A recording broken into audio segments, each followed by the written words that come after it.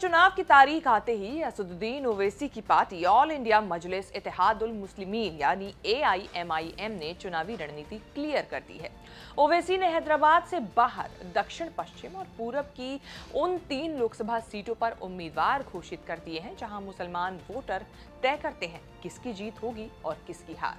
तेलंगाना की हैदराबाद सीट से ओवैसी 5वीं बार चुनाव लड़ेंगे। महाराष्ट्र की औरंगाबाद सीट से इम्तियाज जलील को टिकट मिला है और बिहार की किशनगंज सीट से विधायक अख्तरुल ईमान चुनाव लड़ेंगे। औरंगाबाद से इम्तियाज जलील ही लड़ेंगे, इसका पूरा चांस था, लेकिन चर्चा ये तेज हो रही थी कि ओवैसी इम्तियाज जलील को मुंबई की किसी लोकसभा सीट से उतारकर और नया प्रयोग करेंगे। इम्तियाज जलील और असदुद्दीन ओवैसी प्रयोग करते हुए ही एक दूसरे के साथ आए थे।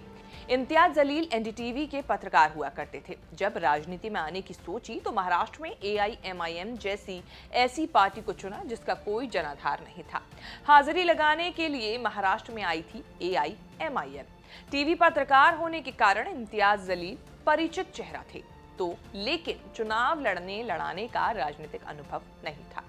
10 साल पहले 2014 में ओवैसी ने आंध्र प्रदेश तेलंगाना से बाहर AIMIM के विस्तार के लिए महाराष्ट्र को चुना था। उसी दौर में इम्तियाज जलील AIMIM के टिकट पर विधानसभा का चुनाव औरंगाबाद सेंट्रल सीट से लड़े। वोटिंग से सिर्फ 22 दिन पहले इम्तियाज जलील को ओवैसी ने टिकट दिया था। इम्तियाज जलील ने बीजेपी शिवसेना के उम्मीदवार को 20,000 वोटों से हराकर तहलका मचा दिया। पहली बार हैदराबाद से बाहर AIMIM का कोई विधायक जीता था। अगले साल इम्तियाज जलील ने एक और धमाका किया। औरंगाबाद नगर निगम चुनाव में AIMIM के 25 कॉर्पोरेटर जीत लिए। इसका इनाम 2019 के चुनाव में मिला। ओवैसी ने इम्तियाज जलील को लोकसभा चुनाव में औरंगाबाद सीट से उतार दिया।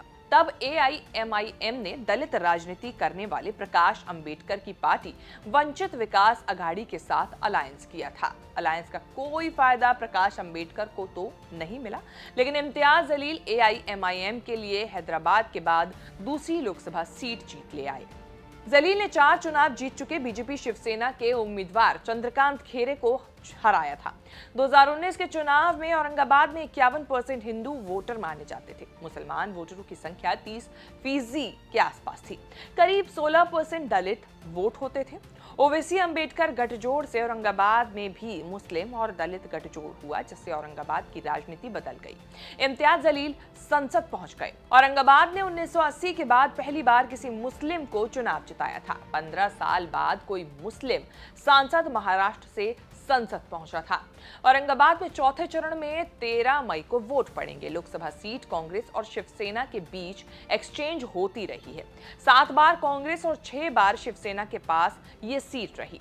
ये संभव है कि शिंदे अजीत पवार बीजेपी अलायंस में औरंगाबाद की सीट बीजेपी के खाते में जाएगी। पहली बार बीजेपी का उम्मीदवार औरंगाबाद में उतरेगा। इंडिया गठबंधन से उद्धव ठाकरे वाली शिवसेना के हिस्से में सीट रहेगी। औरंगाबाद सीट पर किसी ने इम्तियाज जलील के खिलाफ अभी तक उम्मीदवार नहीं दिए हैं। इम्तियाज जलील की 2019 में हुई जीत के बाद से असदुद्दीन ओवैसी लगातार महाराष्ट्र में संभावनाएं देख रहे हैं।